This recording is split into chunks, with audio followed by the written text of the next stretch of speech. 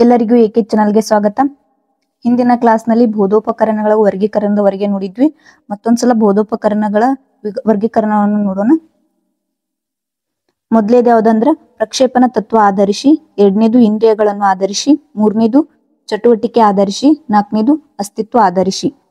ಇಲ್ಲಿ ಮತ್ತೆ ಪ್ರಕ್ಷೇಪಣ ತತ್ವ ಆಧರಿಸಿ ಮತ್ತೆ ಎರಡು ಟೈಪ್ಸ್ ಬರ್ತಾವ. ಮೊದಲೇದು ಪ್ರಕ್ಷೇಪಿಸುವ, ಎರಡನೇದು ಪ್ರಕ್ಷೇಪಿಸದ. ಮತ್ತೆ ಎರಡನೇದು ಇಂದ್ರಿಯಗಳನ್ನು ಆಧರಿಸಿ, ಮತ್ತೆ ಇದರಲ್ಲಿ ಮೂರ್ ಟೈಪ್ಸ್ ಬರ್ತಾವ. ಮೊದಲೇದು ದೃಕ್ ಇಂದ್ರಿಯಗಳನ್ನು ಆಧರಿಸಿ, ಎರಡನೇದು ಶ್ರವ್ಯ ಇಂದ್ರಿಯಗಳನ್ನು ಆಧರಿಸಿ, ಮೂರನೇದು ದೃಕ್ ಶ್ರವಣ ಇಂದ್ರಿಯಗಳನ್ನು ಆಧರಿಸಿ, ಮೂರನೇದು ಚಟುವಟಿಕೆ ಆಧರಿಸಿ. ಮತ್ತೆ ಇದರಲ್ಲಿ ಎರಡು ಟೈಪ್ಸ್ ಬರ್ತಾವ. ಮೊದಲೇದು ಚಟುವಟಿಕೆ, ಎರಡನೇದು ಚಟುವಟಿಕೆ ರಹಿತ. ನಾಲ್ಕನೇದು ಯಾವ್ದಾಗಿತ್ತು? ಅಸ್ತಿತ್ವ ಆಧರಿಸಿ. ಮತ್ತೆ ಇದರಲ್ಲಿ ಎರಡು ಟೈಪ್ಸ್ ಬರ್ತಾವ. ಮೊದಲೇದು ಕಠಿಣ ಸಾಮಗ್ರಿ ಅಂದ್ರೆ ಹಾರ್ಡ್ವೇರ್, ಎರಡನೇದು ಮೃದು ಸಾಮಗ್ರಿ ಅಂದ್ರೆ ಸಾಫ್ಟ್ವೇರ್. ಇಷ್ಟ ಹಿಂದಿನ ಕ್ಲಾಸ್ ಅಲ್ಲಿ ನೋಡಿದ್ವಿ. ಈಗ ಬೋಧೋಪಕರಣಗಳ ಬಗ್ಗೆ ಒಂದೊಂದು ಎಕ್ಸ್ಪ್ಲೇನ್ ನೋಡ್ತಾ ಹೋಗೋಣ. ಇಲ್ಲಿ ಮೊದಲೇದು ಯಾವುದು? ಪ್ರಕ್ಷೇಪಿಸುವ ಸಾಧನಗಳು ಅಂದ್ರೆ ಪ್ರೊಜೆಕ್ಟ್ಸ್. ಪ್ರಕ್ಷೇಪಿಸುವ ಸಾಧನಗಳು ಯಾವ, ಅದ್ರ ಕೆಲಸ ಏನ, ಅದ್ರ ಬಗ್ಗೆ ಸ್ವಲ್ಪ ಎಕ್ಸ್ಪ್ಲೇನ್ ಮಾಡ್ತಾ ಹೋಗ್ತೀನಿ. ಮೊದಲೇದು ಯಾವ್ದು ಬರುತ್ತೆ? ಚಲನಚಿತ್ರ ಪ್ರಕ್ಷೇಪಕ. ಅದ್ರ ಚಿತ್ರ ಇಲ್ಲಿ ನೋಡ್ಬೋದು. ಅಂದ್ರೆ ಇದು ಒಂದು ದೊಡ್ಡ ಪರದೆಯ ಮೇಲೆ ಪ್ರದರ್ಶಿಸಲು ಬಳಸುವ ಒಂದು ಸಾಧನ ಯಾವ್ದಾಗೈತಿ? ಚಲನಚಿತ್ರ ಪ್ರಕ್ಷೇಪಕ ಆಗೈತಿ. ಹೌದು. ಅಂದ್ರೆ ಒಂದು ಸಾಮಾನ್ಯವಾಗಿ ಒಂದು ಕೊಠಡಿಯನ್ನು ಕತ್ತಲು ಮಾಡಿ ಬೆಳಕಿನ ಸಹಾಯದಿಂದ ಚಿತ್ರಗಳನ್ನು ಪ್ರಕ್ಷೇಪಿಸುತ್ತದೆ ಈ ಚಲನಚಿತ್ರ ಪ್ರಕ್ಷೇಪಕ. ಈಗ ಅದ್ರ ಬಗ್ಗೆ ಎಕ್ಸ್ಪ್ಲೇನ್ ಹೇಳ್ಬೇಕಂದ್ರೆ ಇದು 1950ರ ದಶಕದಲ್ಲಿ ಬಳಕೆಗೆ ಬಂದಿತ್ತು.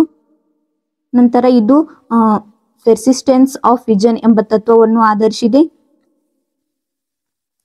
ಇದು ಮೂಕ ಚಿತ್ರದಲ್ಲಿ ಅಂದ್ರ 16 ಫ್ರೇಮ್ಸ್ ಅಂದ್ರೆ ಒಂದು ಸೆಕೆಂಡ್ಗೆ 16 ಫ್ರೇಮ್ಗಳ ವೇಗದಲ್ಲಿ ಚಲನಚಿತ್ರಗಳನ್ನು ಪ್ರದರ್ಶಿಸಲಾಗುತ್ತದೆ. ಮತ್ತೆ ಮಾತಿನ ಚಿತ್ರದಲ್ಲಿ ಹೇಳ್ಬೇಕಂದ್ರ 18ರಿಂದ 24 ಫ್ರೇಮ್ಗಳ ವೇಗದಲ್ಲಿ ಚಲನಚಿತ್ರಗಳನ್ನು ಪ್ರದರ್ಶಿಸುತ್ತದೆ. ಇದು ಅಷ್ಟು ಕೂಡ ಚಲನಚಿತ್ರ ಪ್ರಕ್ಷೇಪಣ ಆಗೈತಿ. ಈಗ ಎರಡನೇದು ಹೇಳ್ಬೇಕಂದ್ರ ಎಪಿಸ್ಕೋಪ್ ಅಥವಾ ಎಪಿಡಿಯೋಸ್ಕೋಪ್. ಇದ್ರ ಕೆಲಸ ಏನ ಅಂದ್ರೆ ಇದು OHP ಗಳಿಗಿಂತ ಮೊದಲು ಬಳಕೆಯಲ್ಲಿದ್ದವು.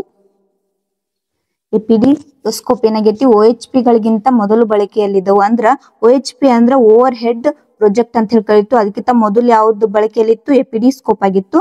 ನಂತರ ಇದು ಅಪಾರದರ್ಶಕವಾದ ಚಿತ್ರ ಅಥವಾ ಫೋಟೋಗಳನ್ನು ಪ್ರಕ್ಷೇಪಿಸುವುದರಿಂದ ಇವುಗಳಿಗೆ ಅಪಾರದರ್ಶಕ ಪ್ರಕ್ಷೇಪಕ ಎಂದು ಕರೆಯುತ್ತೇವೆ. ನಂತರ ನೆಕ್ಸ್ಟ್ ಇದು ಎಪಿಸ್ಕೋಪ್ ಅಪಾರದರ್ಶಕ ಮಾಹಿತಿಯನ್ನು ಮಾತ್ರ ಪ್ರಕ್ಷೇಪಿಸಿದರೆ, ಎಪಿಡಿಸ್ಕೋಪ್ ಏನಾಗತ್ತ? ಪಾರದರ್ಶಕ ಮತ್ತು ಅಪಾರದರ್ಶಕ ಎರಡೂ ವಿಧದ ಮಾಹಿತಿಯನ್ನು ಸಹ ಪ್ರಕ್ಷೇಪಿಸುತ್ತದೆ. ನಂತರ ಥರ್ಡ್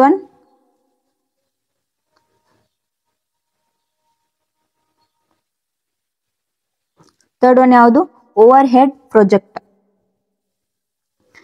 ಇದು 1945ರಲ್ಲಿ ಮೊದಲ ಬಾರಿಗೆ US ಆರ್ಮಿಯಲ್ಲಿ ತರಬೇತಿಗಾಗಿ ಬಳಸಲಾಯಿತು. ಯಾವುದನ್ನ? ಓವರ್ ಹೆಡ್ ಪ್ರೊಜೆಕ್ಟ್ ಅನ್ನ.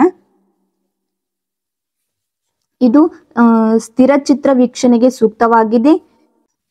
LCD ಗಳಿಂದಾಗಿ ಪ್ರಸ್ತುತ OHP ಬಳಕೆ ಕಡಿಮೆ ಇದೆ. ಅಂದ್ರೆ LCD ಅಂದ್ರೆ ಏನ್ರಿ? Liquid crystal display.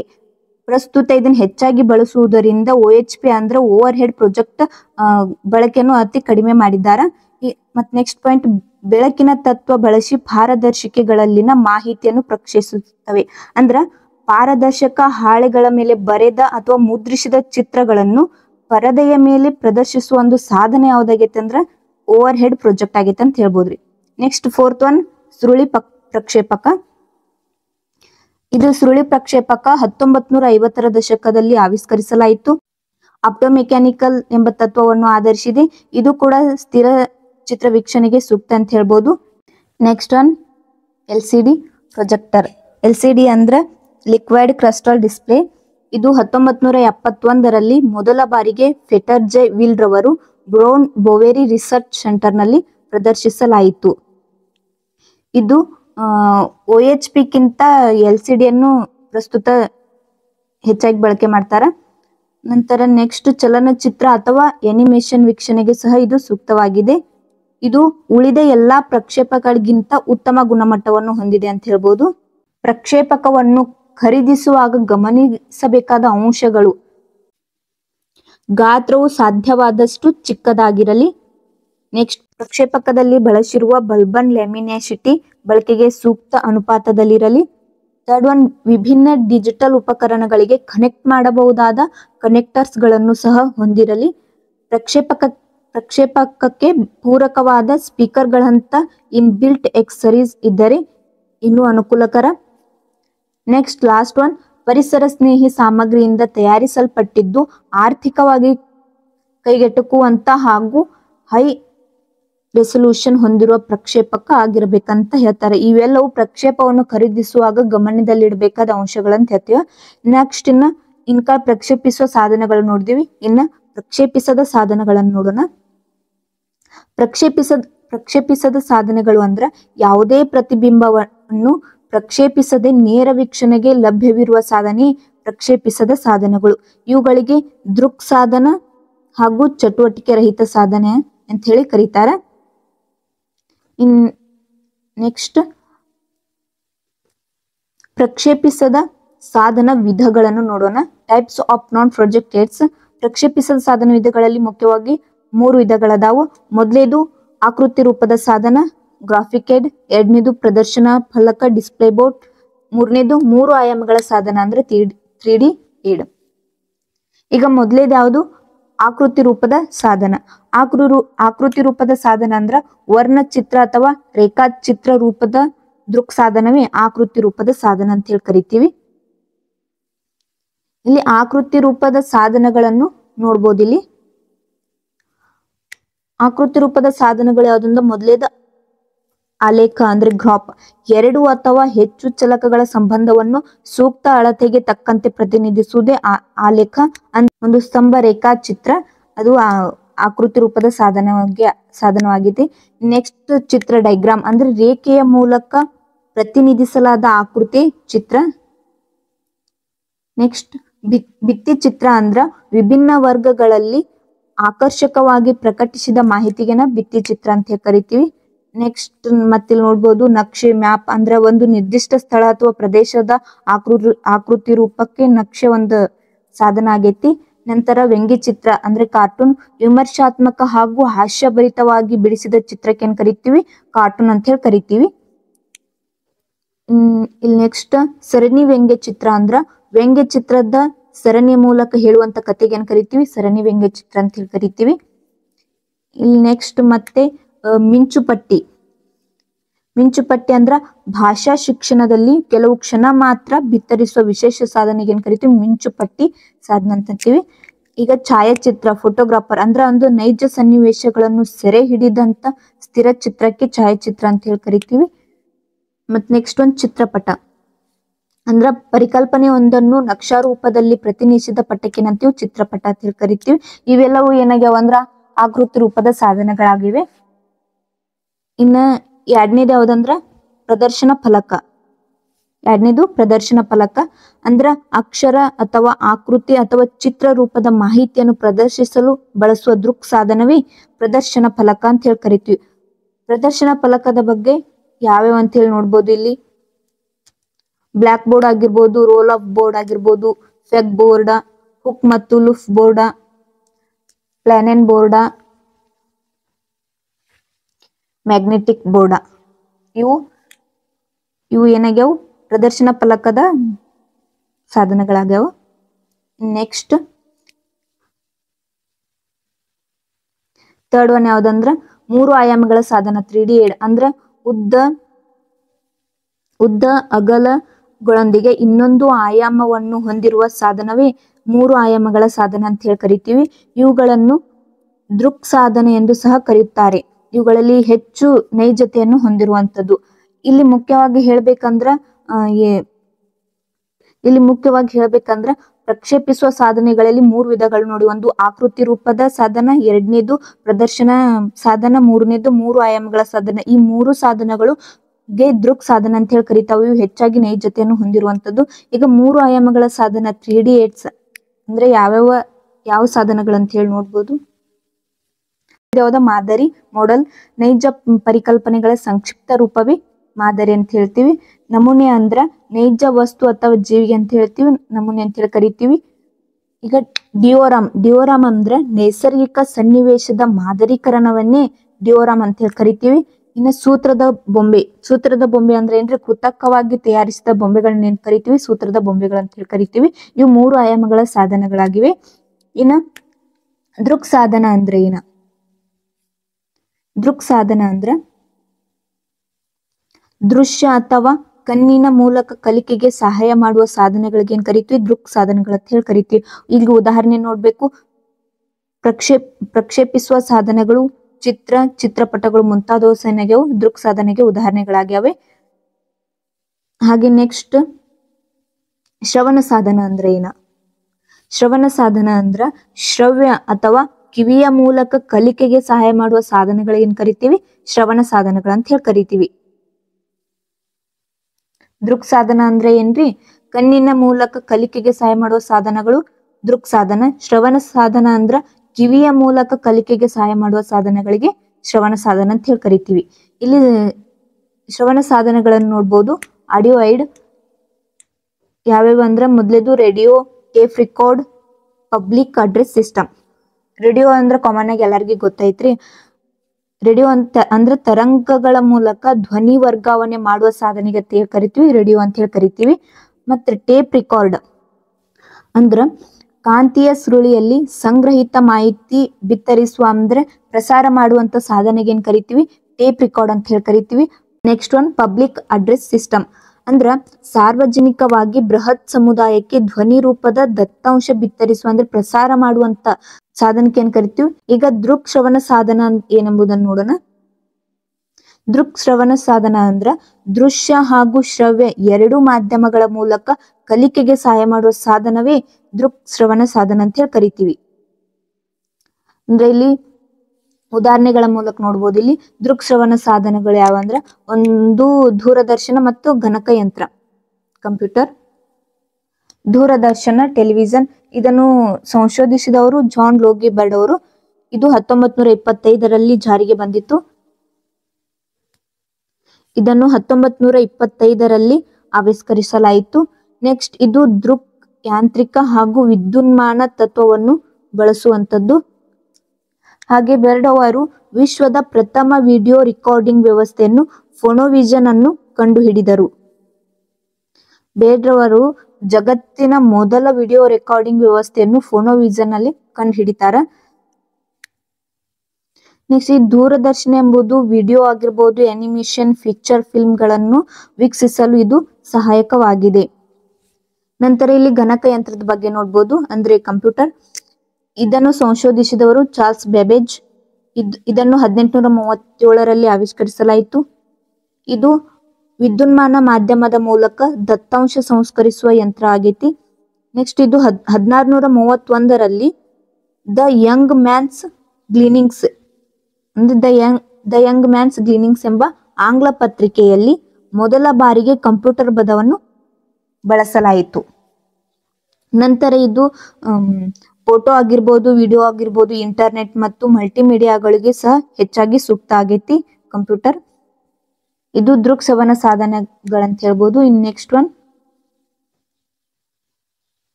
ನೋಡ್ಬೋದು, ಭಾರತದಲ್ಲಿ ಸರ್ಕಾರಿ ಶೈಕ್ಷಣಿಕ ಚಾನೆಲ್ಗಳು, government educational channels in India. ಅಂದ್ರೆ ಭಾರತದಲ್ಲಿ ಸರ್ಕಾರಿ ಶೈಕ್ಷಣಿಕ ಚಾನೆಲ್ಗಳು ಯಾವಂದ್ರ ಒಂದು ಸಾಕ್ಷಾತ್, ಎರಡನೇದು ಜ್ಞಾನದರ್ಶನ, ಮೂರನೇದು ವ್ಯಾಸ. ಈ ಸಾಕ್ಷಾತ್ ಜಾರಿಗೆ ಬಂದಿದ್ದು ಅಕ್ಟೋಬರ್ 30, 2006ರಲ್ಲಿ ಇದು ಜಾರಿಗೆ ಬಂದಿದೆ.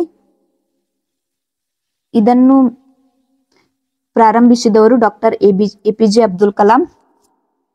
ಇದರ ಒಂದು ಮಾಲೀಕತ್ವ ಯಾವ್ದು ವಹಿಸ್ಕೊಂಡೈತೆ ಅಂದ್ರ, ಇದು ಯಾರ ಮಾಲೀಕತ್ವದಲ್ಲಿದೆ ಅಂದ್ರ ಒಂದು MHRD ಮತ್ತು IGNOU. MHRD ಅಂದ್ರ ministry of women resource development ಅಂದ್ರೆ ಮಾನವ ಸಂಪನ್ಮೂಲ ಅಭಿವೃದ್ಧಿ ಸಚಿವಾಲಯ. ಮತ್ತು IGNOU ಅಂದ್ರ Indira Gandhi national open university ಅಂದ್ರೆ ಇಂದಿರಾ ಗಾಂಧಿ ರಾಷ್ಟ್ರ ಮುಕ್ತ ವಿಶ್ವವಿದ್ಯಾಲಯ. ಇದು ನೆಕ್ಸ್ಟ್ ನೋಡ್ಬೋದು, ಇದು A1 ಸ್ಟಾಪ್ ಎಜುಕೇಶನ್ ಪೋರ್ಟಲ್ ಅಂದ್ರ ಇದು ಒಂದು ನಿಲುಗಡೆಯ ಶೈಕ್ಷಣಿಕ ಪೋರ್ಟಲ್ ಆಗಿದೆ ಅಂತ ಹೇಳ್ಬೋದು. Next one Gyandarshan satellite based TV channel. ಅಂದ್ರೆ ಜ್ಞಾನದರ್ಶನ ಎಂಬುದು ಉಪಗ್ರಹ ಆಧಾರಿತ ಟಿವಿ ಚಾನಲ್ ಆಗಿದೆ ಅಂತ ಹೇಳ್ಬೋದು.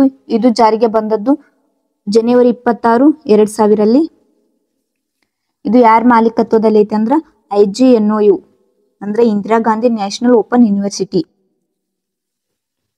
ಸಿರೀಸ್ ಜ್ಞಾನ ದರ್ಶನ 1 ಮತ್ತು 2. ಸಿರೀಸ್ ಅಂದ್ರೆ ಶ್ರೇಣಿ ಜ್ಞಾನ ದರ್ಶನ 1 and 2 ಯೂಸ್ ವಿರ್ಚುವಲ್ ಕ್ಲಾಸ್ ರೂಮ್. ಅಂದ್ರೆ ಇದ್ರ ವಿಶೇಷತೆ ಏನಾಗೈತೆ ಅಂದ್ರ 24 ಗಂಟೆಗಳ ಶೈಕ್ಷಣಿಕ ಚಾನಲ್ ಯಾವ್ದಾಗೈತೆ ಅಂದ್ರ ಜ್ಞಾನ ದರ್ಶನ ಆಗೈತಿ. ಇನ್ ನೆಕ್ಸ್ಟ್ ಒನ್ ವ್ಯಾಸ್ ಬಗ್ಗೆ ನೋಡ್ಬೋದು. ಇದು ಹೈಯರ್ ಎಜುಕೇಶನ್ ಟಿವಿ ಚಾನಲ್, ಉನ್ನತ ಶಿಕ್ಷಣ ಟಿವಿ ಚಾನಲ್ ಆಗಿದೆ. ನೆಕ್ಸ್ಟ್ ಇದ್ರ ಪ್ರಾಯೋಜಕರು ಯಾರಾಗ್ಯಾರ ಅಂದ್ರೆ UGC. ಮತ್ತು ಇದರ speciality first 24 hours educational channel in India. ಅಂದ್ರ ಇದ್ರ ವಿಶೇಷತೆ ಏನಾಗೈತೆ ಅಂದ್ರ ಮೊದಲು 24 ಗಂಟೆಗಳ ಉನ್ನತ ಶಿಕ್ಷಣ ಚಾನಲ್ ಯಾವ್ದಾಗೈತೆ ಅಂದ್ರ ವ್ಯಾಸ ಆಗೈತಿ. ಈ ಕ್ಯಾಟಗರಿ ಫ್ರೀ ಆಗೈತಿ. ಇದು ಯಾರ ಮಾಲೀಕತ್ವದ ಐತೆ ಅಂದ್ರ IGNOU. ಇದಿಷ್ಟು ಕೂಡ ಭಾರತದಲ್ಲಿ ಸರ್ಕಾರಿ ಶೈಕ್ಷಣಿಕ ಚಾನಲ್ಗಳಾಗಿವೆ. ಇಲ್ಲಿ ನೆಕ್ಸ್ಟ್ ಒನ್ ನೋಡ್ಬೋದು. ಚಟುವಟಿಕೆ ಸಾಧನ ಅಂದ್ರೇನ, ಚಟುವಟಿಕೆ ರಹಿತ ಸಾಧನ ಅಂದ್ರೆ ಏನ್ ನೋಡೋಣ. ಚಟುವಟಿಕೆ ಸಾಧನ ಅಂದ್ರ ಚಟುವಟಿಕೆಯ ಮೂಲಕ ವಿದ್ಯಾರ್ಥಿಗಳಲ್ಲಿ ಕಲಿಕೆಯನ್ನು ಉಂಟು ಮಾಡುವ ಬೋಧನೋಪಕರಣಕ್ಕೆ ಏನಂತೀವಿ, ಚಟುವಟಿಕೆ ಸಾಧನ ಅಂತ ಹೇಳಿ ಕರಿತೀವಿ. ಇದಕ್ಕೆ ಉದಾಹರಣೆ ಹೇಳ್ಬೇಕಂದ್ರ ವರ್ಕಿಂಗ್ ಮಾಡಲ್, ಪ್ಲಾನೆಟರಿಯಂ, ಇನ್ನೊಂದು ಅಕ್ವೇರಿಯಂ. ಇವು ಚಟುವಟಿಕೆ ಸಾಧನೆಗೆ ಉದಾಹರಣೆ ಆಗಿವೆ. ಚಟುವಟಿಕೆ ರಹಿತ ಸಾಧನ ಅಂದ್ರ ಸಾಮಾನ್ಯವಾಗಿ ವೀಕ್ಷಣೆಗೆ ಮಾತ್ರ ಲಭ್ಯವಿರುವ ಬೇರೆ ಚಟುವಟಿಕೆಗಳನ್ನು ಒಳಗೊಂಡಿರುವ ಸಾಧನಕ್ಕೆ ಏನಂತೀವಿ, ಚಟುವಟಿಕೆ ರಹಿತ ಸಾಧನ ಅಂತ ಹೇಳಿ ಕರಿತೀವಿ. ಇದಕ್ಕೆ ಉದಾಹರಣೆ ಎಲ್ಲಾ ದೃಕ್ ಸಾಧನಗಳು ಚಟುವಟಿಕೆ ರಹಿತ ಸಾಧನೆಗೆ ಉದಾಹರಣೆ. ಇನ್ನ ಕಠಿಣ ಸಾಮಗ್ರಿ ಅಂದ್ರೆ ಏನ, ಮೃದು ಸಾಮಗ್ರಿ ಅಂದ್ರೆ ಏನ್ ನೋಡೋಣ. ಕಠಿಣ ಸಾಮಗ್ರಿ ಹಾರ್ಡ್ವೇರ್ ಅಂದ್ರ ಕಣ್ಣಿಗೆ ಕಾಣುವ ಅಥವಾ ಭೌತಿಕ ಸ್ವರೂಪ, ಆಕಾರ, ಗಾತ್ರ ಇರುವ ಸಾಧನಕ್ಕೆ ಏನಂತೀವಿ, ಕಠಿಣ ಸಾಮಗ್ರಿ ಅಂತ ಹೇಳಿ ಕರಿತೀವಿ. ಮೃದು ಸಾಮಗ್ರಿ ಅಂದ್ರ ಕಣ್ಣಿಗೆ ಕಾಣದ ಅಮೂರ್ತ ರೂಪದ ಮಾಹಿತಿಗೆ ಏನಂತೀವಿ, ಮೃದು ಸಾಮಗ್ರಿ ಅಂತ ಹೇಳಿ ಕರಿತೀವಿ. ಈಗ ಕಠಿಣ ಸಾಮಗ್ರಿಗಳು ಯಾವವ, ಮೃದು ಸಾಮಗ್ರಿಗಳು ಯಾವ ಅಂತ ಹೇಳಿ ನೋಡೋಣ. ಇಲ್ಲಿ ನೋಡ್ಬೋದು ವಿಭಿನ್ನ ಕಠಿಣ ಸಾಮಗ್ರಿಗಳು ಹಾಗೂ ಅವುಗಳಲ್ಲಿ ಬಳಸುವ ಮೃದು ಸಾಮಗ್ರಿಗಳು. ಕಠಿಣ ಸಾಮಗ್ರಿಗಳು ಯಾವ, ಮೃದು ಸಾಮಗ್ರಿಗಳು ಯಾವ ಅಂತ ಹೇಳಿ ನೋಡೋಣ. ಕಠಿಣ ಸಾಮಗ್ರಿಗಳಲ್ಲಿ ಟೇಪ್ ರೆಕಾರ್ಡ್ ಬರುತ್ತ, ಕಂಪ್ಯೂಟರ್ ಬರ್ತಾವ, OHP ಅಂದ್ರ ಓವರ್ ಹೆಡ್ ಪ್ರೊಜೆಕ್ಟ್ ಬರುತ್ತ, ಫಿಲ್ಮ್ ಪ್ರೊಜೆಕ್ಟರ್ ಬರುತ್ತ, ಟಿವಿ ಬರುತ್ತೆ. ಇವು ಕಠಿಣ ಸಾಮಗ್ರಿಗಳಾಗಿವೆ. ಮೃದು ಸಾಮಗ್ರಿಗಳು ಸಾಫ್ಟ್ವೇರ್ಗಳು ಯಾವ್ಯಾವ ಅಂದ್ರ ಕ್ಯಾಸೆಟ್ಸ್ ಗಳಾಗಿರ್ಬೋದು, ಪ್ರೋಗ್ರಾಮ್ ಆಗಿರ್ಬೋದು, ಟ್ರಾನ್ಸ್ಪೆರೆನ್ಸಿ ಅಂದ್ರ ಪಾರದರ್ಶಕತೆ,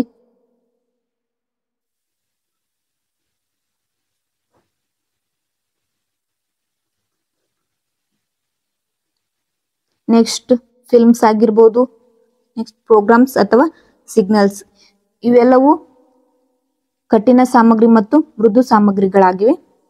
ನೆಕ್ಸ್ಟ್ ಒನ್ ಕಲಿಕೆ. ಕಲಿಕೆ ಅಂದ್ರೆ ಏನ, ಕಲಿಕಾ ಪದ್ಧತಿಗಳು ಯಾವ್ಯಾವ ಅಂತ ಹೇಳಿ ನೋಡೋಣ. ಕಲಿಕೆ ಅಂದ್ರ ಕಲಿಕಾಕಾರರಲ್ಲಿ ಬೋಧನೆಯಿಂದ ಆಗುವ ಶಾಶ್ವತ ಅಪೇಕ್ಷಿತ ವರ್ತನಾ ಬದಲಾವಣೆ ಕಲಿಕೆ ಅಂತ ಹೇಳಿ ಕರಿತೀವಿ. ಕಲಿಕಾ ಸಿದ್ಧಾಂತ ಅಥವಾ ಪದ್ಧತಿಗಳು ಒಂದೊಂದಾಗಿ ನೋಡ್ಕೊತಾ ಹೋಗೋಣ. ಮೊದಲೇದ್ ಯಾವ್ದಂದ್ರ ಪ್ರಯತ್ನ ಪ್ರಮಾದ ಕಲಿಕೆ, ಟ್ರಿಯಲ್ ಎರರ್ ಲರ್ನಿಂಗ್. ಪ್ರಯತ್ನ ಪ್ರಮಾದ ಕಲಿಕೆಯನ್ನು ಪ್ರತಿಪಾದಿಸಿದವರು ಯಾರಂದ್ರ EL ಥಾರ್ನ್ಡೈಕ್. ಇದಕ್ಕೆ SR ಬಂಧದ ಕಲಿಕೆ ಅಂತ ಹೇಳಿ ಕರೀತಾರ. SR ಬಂಧ ಅಂದ್ರೆ ಸ್ಟಿಮ್ಯುಲ್ಸ್ ರೆಸ್ಪಾನ್ಸ್ ಅಂದ್ರೆ ಒಂದು ನಿರ್ದಿಷ್ಟ ಘಟನೆ ಅಥವಾ ಪರಿಸ್ಥಿತಿಗೆ ಅನುಗುಣವಾದ ಪ್ರತಿಕ್ರಿಯೆ ನೀಡುವುದಕ್ಕೆನತ್ತಾರ SR ಬಂಧದ ಕಲಿಕೆ ಅಂತ ಹೇಳಿ ಕರೀತಾರ. ಈ ಕಲಿಕೆಯು ವರ್ತನವಾದವನ್ನು ಬೆಂಬಲಿಸುತ್ತದೆ. ನೆಕ್ಸ್ಟ್ ಕಲಿಕಾಕಾರರ ಪ್ರಯತ್ನಗಳನ್ನು ಹೆಚ್ಚಿಸಿದಂತೆ ಪ್ರಮಾದ ಹೆಚ್ಚುವುದು ಹಾಗೂ ಕಲಿಕೆಯಾದಾಗ ಪ್ರಮಾದ ಕಡಿಮೆ ಆಗುತ್ತದೆ. ಇದು ಕಲಿಕಾ ಸಿದ್ಧಾಂತದ ಮೊದಲೇದಾಗೈತಿ. ನೆಕ್ಸ್ಟ್ ಒನ್ ಸೆಕೆಂಡ್ ಒನ್ ಅನುಬಂಧಿತ ಕಲಿಕೆ. ಅನುಬಂಧಿತ ಕಲಿಕೆಯನ್ನು ಪ್ರತಿಪಾದಿಸಿದವರು ಯಾರಂದ್ರ ಇವಾನ್ ಅನುಬಂಧಿತ ಕಲಿಕೆಯನ್ನು ಪ್ರತಿಪಾದಿಸಿದವರು ಇವಾನ್ ಪಾವ್ಲೋವ್. ಇವರು ಇದನ್ನು ಅನುಬಂಧಿತ ಕಲಿಕೆಯನ್ನು ಪ್ರತಿಪಾದಿಸಿದವರು ಇವಾನ್ ಪಾವ್ಲೋವ್. ಇದು ಕೂಡ SR ಬಂಧದ ಕಲಿಕೆ ಎಂಬ ಹೆಸರು ಸಹ ಇದೆ. ಇದು ವರ್ತನವಾದವನ್ನು ಆಧರಿಸಿದೆ. ನೆಕ್ಸ್ಟ್ ಒನ್, ಅಗತ್ಯ ಅಥವಾ ಅಪೇಕ್ಷೆಗಳಿಗೆ ತಕ್ಕಂತೆ ವರ್ತನೆಯನ್ನು ರೂಪುಗೊಳಿಸಬಹುದು ಎಂದು ಪ್ರತಿಪಾದಿಸುತ್ತದೆ ಈ ಅನುಬಂಧಿತ ಕಲಿಕೆ. ಇನ್ನು ಥರ್ಡ್ ಒನ್ ನೋಡ್ಬೋದು, ಕ್ರಿಯಾಜನ್ಯ ಅನುಬಂಧಿತ ಕಲಿಕೆ. ಕ್ರಿಯಾಜನ್ಯ ಅನುಬಂಧಿತ ಕಲಿಕೆಯನ್ನು ಪ್ರತಿಪಾದಿಸಿದವರು ಯಾರಂದ್ರ BF ಸ್ಕಿನ್ನರ್ ಅವರು. ಇದು ಸಹ SR ಬಂಧ ಕಲಿಕೆ ಅಂದ್ರ ಸ್ಟಿಮ್ಯುಲಸ್ ರೆಸ್ಪಾನ್ಸ್ ಅಂತ ಹೇಳಿ ಕರೀತಾರ. ಇದು ಕೂಡ ವರ್ತನವಾದವನ್ನು ಆಧರಿಸಿದೆ. ನೆಕ್ಸ್ಟ್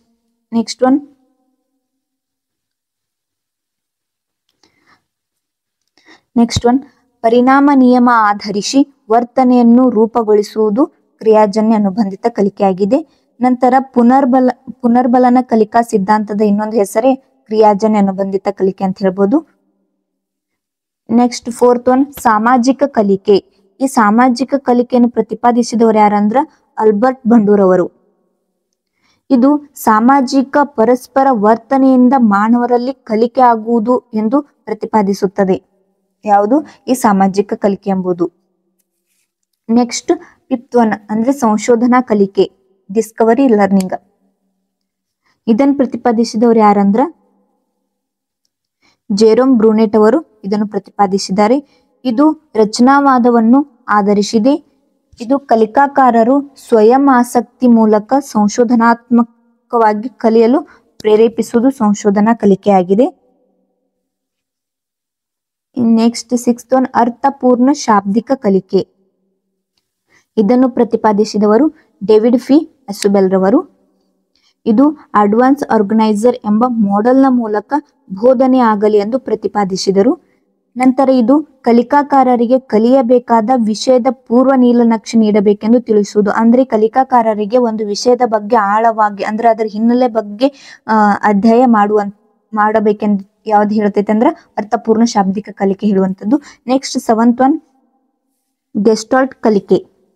ಅಂದ್ರೆ ಇದನ್ನು ಪ್ರತಿಪಾದಿಸಿದವರು ಕೊಫ್ಕಾ ಅವರು, ಕೊಯ್ಲರ್ ಮತ್ತೆ ವರ್ಟ್ಮೈರ್ ಅವರು. ಇವರು ಗೆಸ್ಟಾಲ್ಟ್ ಕಲಿಕೆಯನ್ನು ಪ್ರತಿಪಾದಿಸಿದವರು. ನೆಕ್ಸ್ಟ್ ಇದು ಸಮಸ್ಯಾ ಪರಿಹಾರ ಕಲಿಕೆ ಎಂದು ಸಹ ಇದನ್ನು ಕರೀತಾರ.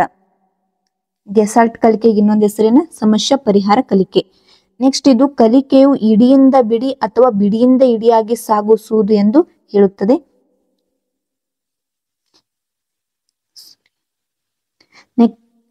ನೆಕ್ಸ್ಟ್ ಒನ್,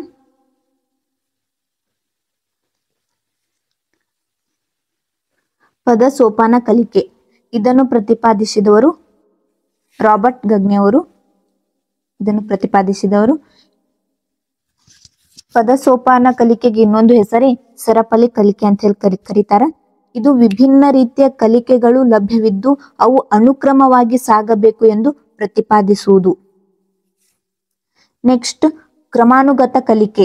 ಈ ಕ್ರಮಾನುಗತ ಕಲಿಕೆಯನ್ನು ಪ್ರತಿಪಾದಿಸಿದವರು ಯಾರಂದ್ರ BF ಸ್ಕಿನ್ನರ್ ಅವರು. ಇದು ಕಲಿಕಾಕಾರರಿಗೆ ಕಲಿಯಬೇಕಾದ ವಿಷಯವನ್ನು ಏನ್ ಮಾಡ್ತೈತಿ ಚಿಕ್ಕ ಚಿಕ್ಕ ಭಾಗಗಳಾಗಿ ನೀಡುವಂತ ಕಲಿಕೆ ಯಾವುದಾಗೈತಿ ಕ್ರಮಾನುಗತ ಕಲಿಕೆ ಆಗೈತಿ. ಇದರಿಂದ ಕಲಿಕಾಕಾರರಿಗೆ ಅನುಕೂಲವಾಗುವಂಥದ್ದು. ನೆಕ್ಸ್ಟ್ ಒಂದು, ಪ್ರಸ್ತುತ ಟೀಚಿಂಗ್ ಮಿಷನ್ಗಳು ಇದೇ ವಿಧಾನವನ್ನು ಬಳಸುತ್ತವೆ ಅಂತ ಹೇಳ್ಬೋದು. ನೆಕ್ಸ್ಟ್ ಇವೆಲ್ಲವೂ ಕೂಡ ಕಲಿಕಾ ಸಿದ್ಧಾಂತದ ಪದ್ಧತಿಗಳಾಗ್ಯಾವ ಅಂತ ಹೇಳ್ಬೋದು. ನೆಕ್ಸ್ಟ್ ಒನ್ ನೋಡ್ಬೋದು, ಮೌಲ್ಯಮಾಪನ, ಇವ್ಯಾಲ್ಯೂಯೇಷನ್ ಅಂತ ಹೇಳಿ ಕರಿತೀವಿ. ಮೌಲ್ಯಮಾಪನ ಅಂದ್ರ ಏನ? ನಿರ್ದಿಷ್ಟಪಡಿಸಿದ ಬೋಧನಾ ನೆಕ್ಸ್ಟ್ ಒನ್ ಮೌಲ್ಯಮಾಪನ, ಇವ್ಯಾಲ್ಯೂಯೇಷನ್ ಅಂತ ಹೇಳಿ ಕರಿತೀವಿ. ಮೌಲ್ಯಮಾಪನ ಅಂದ್ರ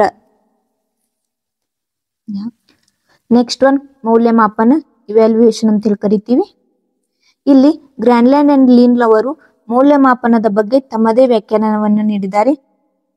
ಅದೇನಂದ್ರ ನಿರ್ದಿಷ್ಟಪಡಿಸಿದ ಬೋಧನಾ ಉದ್ದೇಶಗಳನ್ನು ಕಲಿಕಾಕಾರರು ಎಷ್ಟರ ಮಟ್ಟಿಗೆ ಸಾಧಿಸಿದ್ದಾರೆ ಎಂದು ತಿಳಿಯಲು ಮಾಹಿತಿ ಸಂಗ್ರಹಿಸಿ ವಿಶ್ಲೇಷಿಸಿ ಅರ್ಥೈಸುವ ವ್ಯವಸ್ಥಿತ ಪ್ರಕ್ರಿಯೆಯನ್ನು ಕರೀತಾರೆ ಮೌಲ್ಯಮಾಪನ ಅಂತ ಹೇಳಿ ಕರಿತೀವಿ. ಇಲ್ಲಿ ಮೌಲ್ಯಮಾಪನದ ವಿಧಗಳನ್ನು ನೋಡ್ಬೋದು. Types of evaluation. ಮೌಲ್ಯಮಾಪನ ವಿಧಗಳಲ್ಲಿ ಮುಖ್ಯವಾಗಿ 4 ಟೈಪ್ಸ್ ಬರ್ತಾವ. ಮೊದಲೇದು ಸ್ಥಾನ ನಿಗದಿತ ಮೌಲ್ಯಮಾಪನ, ಎರಡನೇದು ರೂಪನಾತ್ಮಕ ಮೌಲ್ಯಮಾಪನ, ಮೂರನೇದು ಸಂಕಲನಾತ್ಮಕ ಮೌಲ್ಯಮಾಪನ, ನಾಲ್ಕನೇದು ನೈದಾನಿಕ ಮೌಲ್ಯಮಾಪನ. ಇವು ಮೌಲ್ಯಮಾಪನದ ವಿಧಗಳಾಗಿವೆ. ಇದ್ರ ಬಗ್ಗೆ ಒಂದೊಂದನ್ನು ನೋಡ್ಕೊತಾ ಹೋಗೋಣ. ಮೊದಲೇದು ಯಾವ್ದ್ರಿ? ಸ್ಥಾನ ನಿಗದಿ ಮೌಲ್ಯಮಾಪನ. ಸ್ಥಾನ ನಿಗದಿ ಮೌಲ್ಯಮಾಪನ ಅಂದ್ರ ಬೋಧನೆಯನ್ನು ಪ್ರಾರಂಭಿಸುವಾಗ ವಿದ್ಯಾರ್ಥಿಯ ಆರಂಭಿಕ ವರ್ತನೆಯನ್ನು ಅಳೆಯಲು ಬಳಸುವ ತಂತ್ರವೇ ಸ್ಥಾನ ನಿಗದಿತ ಮೌಲ್ಯಮಾಪನ. ಈಗ ಉದಾಹರಣೆ ಹೇಳ್ಬೇಕಂದ್ರ ಫ್ರೀ ಟೆಸ್ಟ್ ಆಗಿರ್ಬೋದು, ಆಪ್ಟಿಟ್ಯೂಡ್ ಟೆಸ್ಟ್, ಅಬ್ಸರ್ವೇಷನ್ ಮುಂತಾದವುಗಳನ್ನು ಬಳಸುವುದರಿಂದ ಸ್ಥಾನ ನಿಗದಿ ಮೌಲ್ಯಮಾಪನ ಅಂತ ಹೇಳಿ ಕರಿತೀವಿ. ಇನ್ನು ಎರಡನೇದು ರೂಪನಾತ್ಮಕ ಮೌಲ್ಯಮಾಪನ. ರೂಪನಾತ್ಮಕ ಮೌಲ್ಯಮಾಪನ ಅಂದ್ರ ಬೋಧನಾ ಅವಧಿಯಲ್ಲಿ ವಿದ್ಯಾರ್ಥಿಯಲ್ಲಿ ಉಂಟಾಗುವ ಕಲಿಕೆಯ ಪ್ರಗತಿಯನ್ನು ತಿಳಿಯುವ ಮೌಲ್ಯಮಾಪನ ತಂತ್ರಕ್ಕೆ ಏನಂತೀವಿ? ರೂಪನಾತ್ಮಕ ತಂತ್ರ ಅಂತ ಹೇಳಿ ಕರಿತೀವಿ. ಈ ಉದಾಹರಣೆ ಹೇಳ್ಬೇಕಂದ್ರೆ ಯೂನಿಟ್ ಟೆಸ್ಟ್ಗಳು ಇಡುವುದರಿಂದ ವಿದ್ಯಾರ್ಥಿಗಳ ಕಲಿಕೆಯ ಬಗ್ಗೆ ಗಮನ ಹರಿಸಬಹುದು. ಮತ್ತೆ ರೂಪನಾತ್ಮಕ ಮೌಲ್ಯಮಾಪನವು ವಿದ್ಯಾರ್ಥಿಗಳ ಕಲಿಕಾ ನ್ಯೂನತೆಗಳನ್ನು ಪತ್ತೆ ಹಚ್ಚಿ ಪರಿಹಾರ ನೀಡಲು ಇದು ಸಹಾಯಕವಾಗ್ತೈತೆ ಅಂತ ಹೇಳ್ಬೋದು. ಥರ್ಡ್ ಒನ್ ಸಂಕಲನಾತ್ಮಕ ಮೌಲ್ಯಮಾಪನ ಅಂದ್ರ ಬೋಧನಾ ಕಲಿಕಾ ಚಟುವಟಿಕೆ ಪೂರ್ಣಗೊಂಡ ನಂತರ ಅಥವಾ ಶೈಕ್ಷಣಿಕ ಅವಧಿಯ ಕೊನೆಯಲ್ಲಿ ಕೈಗೊಳ್ಳುವ ಮೌಲ್ಯಮಾಪನ ವಿಧಾನಕ್ಕೆ ಸಂಕಲನಾತ್ಮಕ ಮೌಲ್ಯಮಾಪನ ಅಂತ ಹೇಳಿ ಕರಿತೀವಿ. ಈಗ ಉದಾಹರಣೆ ಹೇಳ್ಬೇಕಂದ್ರೆ ವಾರ್ಷಿಕ ಪರೀಕ್ಷೆ ಇಡುವುದರಿಂದ ಶೈಕ್ಷಣಿಕ ಅವಧಿಯಲ್ಲಿ ವಿದ್ಯಾರ್ಥಿಗಳಿಗೆ ಮೌಲ್ಯಮಾಪನ ಮಾಡೋಕ ಅನುಕೂಲ.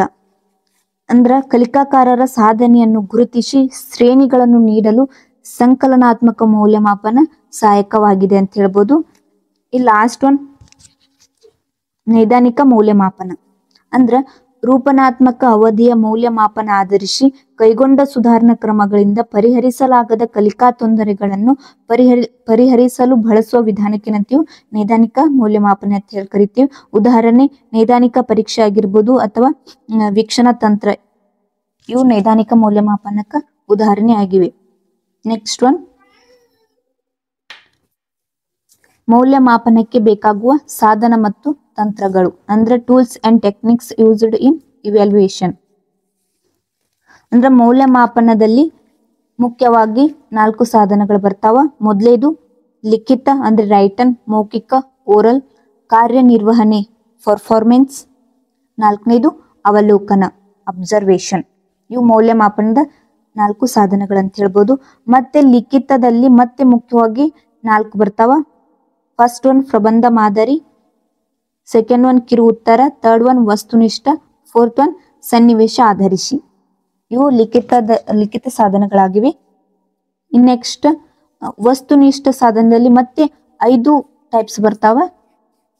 ಮೊದಲೇದು ಬಹು ಆಯ್ಕೆ ಮಾದರಿ, ಸೆಕೆಂಡ್ ಒನ್ ಪೂರ್ಣಗೊಳಿಸುವ, ಥರ್ಡ್ ಒನ್ ಜೋಡಣೆ, ಫೋರ್ತ್ ಒನ್ ಸರಿ ಮತ್ತು ತಪ್ಪು, ಫಿಫ್ತ್ ಒನ್ ಸಾದೃಶ್ಯ ಅಂದ್ರೆ ಅನಾಲಜಿ. ಇವು ಮೌಲ್ಯಮಾಪನಕ್ಕೆ ಬೇಕಾಗಿರುವ ಸಾಧನ ಮತ್ತು ತಂತ್ರಗಳಂತ ಹೇಳ್ಬೋದು. ಇಲ್ಲಿ ನೆಕ್ಸ್ಟ್ ಒನ್ ನೋಡ್ಬೋದು ಉತ್ತಮ ಸಾಧನ ತಂತ್ರದ ಗುಣಲಕ್ಷಣಗಳು. ಉತ್ತಮ ಸಾಧನ ತಂತ್ರದ ಗುಣಲಕ್ಷಣಗಳು ಯಾವಂದ್ರ ಒಂದನೇದು ವಿಶ್ವಸನೀಯತೆ, ಎರಡನೇದು ಸಮಂಜಸತೆ, ಮೂರನೇದು ವಸ್ತುನಿಷ್ಠತೆ, ನಾಲ್ಕನೇದು ಉಪಯೋಗಾರ್ಹತೆ. ಇವು ಉತ್ತಮ ಸಾಧನ ತಂತ್ರದ ಗುಣಲಕ್ಷಣಗಳಂತ ಹೇಳ್ಬೋದು. ಒಂದೊಂದು ನೋಡ್ಕೊತ ಹೋಗೋದಾದ್ರೆ ವಿಶ್ವಸನೀಯತೆ ಅಂದ್ರ ಒಂದು ಸಾಧನ ಪರೀಕ್ಷೆಯನ್ನು ಒಂದು ಸಮೂಹಕ್ಕೆ 2 ಬೇರೆ ಬೇರೆ ಸಂದರ್ಭಗಳಲ್ಲಿ ನೀಡಿದಾಗ 2ರ ಫಲಿತಾಂಶ ಒಂದೇ ಆಗಿದ್ದರೆ ಆ ಪರೀಕ್ಷೆಯನ್ನು ವಿಶ್ವಸನೀಯತೆ ಅಂತ ಹೇಳಿ ಕರಿತೀವಿ. ಸೆಕೆಂಡ್ ಒನ್ ಸಮಂಜಸತೆ ಅಂದ್ರೆ ವ್ಯಾಲಿಡಿಟಿ. ಯಾವುದನ್ನು ಅಳೆಯಲು ಒಂದು ಪರೀಕ್ಷೆಯನ್ನು ರಚಿಸಲಾಗಿದೆಯೋ ಆ ಅಂಶವನ್ನು ಮಾತ್ರ ನಿಖರವಾಗಿ ಅಳತೆ ಮಾಡಿದರೆ ಅಂತಹ ಸಾಧನಕ್ಕೆ ಸಮಂಜಸತೆ ಗುಣ ಅಂತ ಹೇಳಿ ಕರಿತೀವಿ.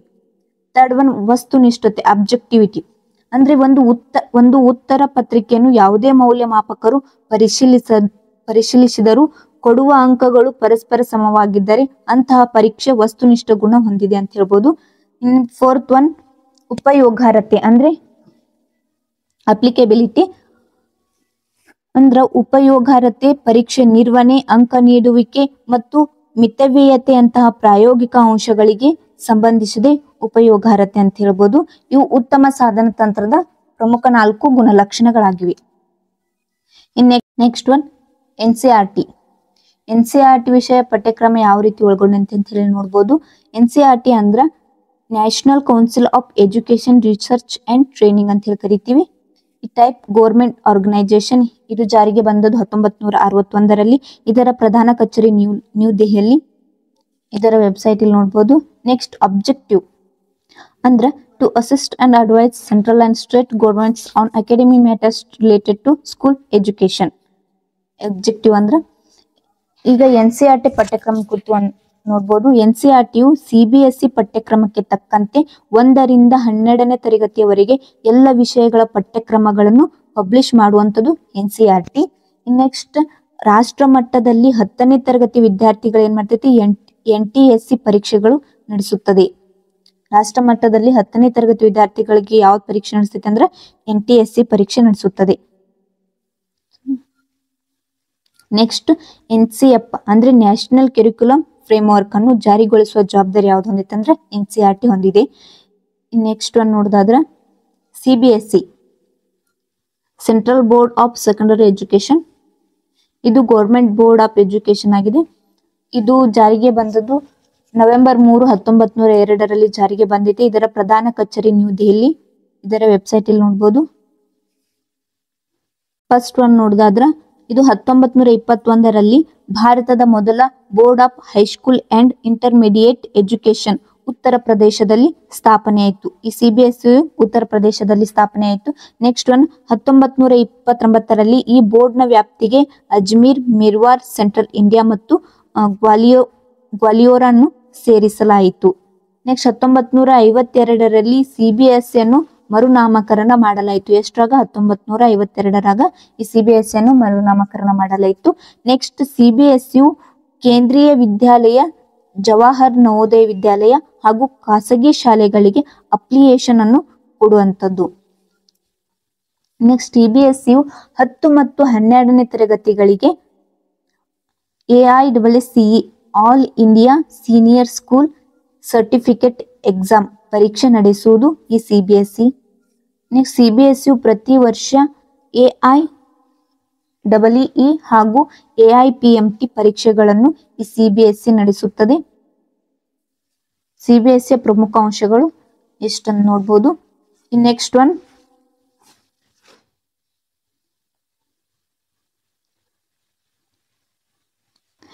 One NIOS national institute of open schooling ಅಂತ ಹೇಳಿ ಕರಿತೀವಿ. ಇದು government board of school education ಆಗಿದೆ. ಇದು ಜಾರಿಗೆ ಬಂದಿದ್ದು ನವೆಂಬರ್ 3, 1989ರಲ್ಲಿ ಜಾರಿಗೆ ಬಂದಿದೆ. ಇದರ ಪ್ರಧಾನ ಕಚೇರಿ ನೋಯ್ಡಾ ಮತ್ತು UP ಅಂದ್ರೆ ಉತ್ತರ ಪ್ರದೇಶ್. ಇದರ ಚೇರ್ಮನ್ ಯಾರಾಗಿದ್ರ ಅಂದ್ರ ಸೀತಾನ್ಸು S ಜೇನಾರ್ ಅವರು. ಇದ್ರ ವೆಬ್ಸೈಟ್ ಇಲ್ಲಿದೆ. NIOS ದ ಪ್ರಮುಖ ಅಂಶಗಳು ನೋಡ್ಬೇಕಂದ್ರೆ ಮೊದಲೇದು 1989ರಲ್ಲಿ ಡಿಸ್ಟನ್ಸ್ ಎಜುಕೇಶನ್ಗಾಗಿ MHRD ಅಂದ್ರ ministry of human resource development ಹಾಗೂ ಗೌರ್ಮೆಂಟ್ ಆಫ್ ಇಂಡಿಯಾದಿಂದ ಸ್ಥಾಪಿತ ಸರ್ಕಾರಿ ಸಂಸ್ಥೆ ಯಾವುದಾಗಿದೆ ಅಂದ್ರೆ NIOS ಆಗಿದೆ. ನೆಕ್ಸ್ಟ್ ಒನ್ NIOS ನಡೆಸುವ 10 ಮತ್ತು 12ನೇ ತರಗತಿಯ ಪರೀಕ್ಷೆಗಳು CBSE ಮತ್ತು CISE ಅಂದ್ರ council for the Indian school certificate examination ಪರೀಕ್ಷೆಗಳ ಮಾದರಿಯನ್ನು ಹೋಲುತ್ತವೆ. ಈ NIOS ಎಂಬುದು CBSE ಮತ್ತು CISE ಪರೀಕ್ಷೆಗಳ ಮಾದರಿಯನ್ನು ಹೋಲುತ್ತವೆ ಅಂತ ಹೇಳ್ತಾರೆ. ನೆಕ್ಸ್ಟ್ ಒನ್ NIOSಗೆ ಪ್ರತಿ ವರ್ಷ 35 ಲಕ್ಷ ಅಧಿಕ ವಿದ್ಯಾರ್ಥಿಗಳು ಪ್ರವೇಶ ಪಡೆಯುತ್ತಿರುವುದರಿಂದ NIOSಗೆ largest open schooling system in the world ಎಂಬ ಹೆಗ್ಗಳಿಕೆಯೂ ಸಹ ಇದೆ. NIOS ಎಂಬ ಸಂಸ್ಥೆಯು COL Commonwealth of Learning ಅಂತ ಹೇಳಿ ಕರಿತೀವಿ ಹಾಗೂ ಯುನೆಸ್ಕೋ ಜೊತೆಗೆ ಕೊಲಾಬೋರೇಷನ್ ಹೊಂದಿದ್ದು, ಜೊತೆಗೆ OAE, ಒಮ್ಯಾನ್, ಕುವೈತ್, ನೇಪಾಲ್, ಕೆನಡಾ ಮತ್ತು US ಗಳಲ್ಲಿಯೂ ಸಹ NIOS ಅಧ್ಯಯನ ಕೇಂದ್ರಗಳನ್ನು ಹೊಂದಿದೆ. ಈ ಎಲ್ಲ ಮುಖ್ಯಾಂಶಗಳು NIOS ಆಗಿವೆ. ಇಲ್ಲಿಗೆ ಅಧ್ಯಾಯ 1 ಬೋಧನಾ ನೈಪುಣ್ಯತೆ ಟಾಪಿಕ್ ಕಂಪ್ಲೀಟ್ ಆಯ್ತು. ಎಲ್ಲರಿಗೂ ಥ್ಯಾಂಕ್ ಯು.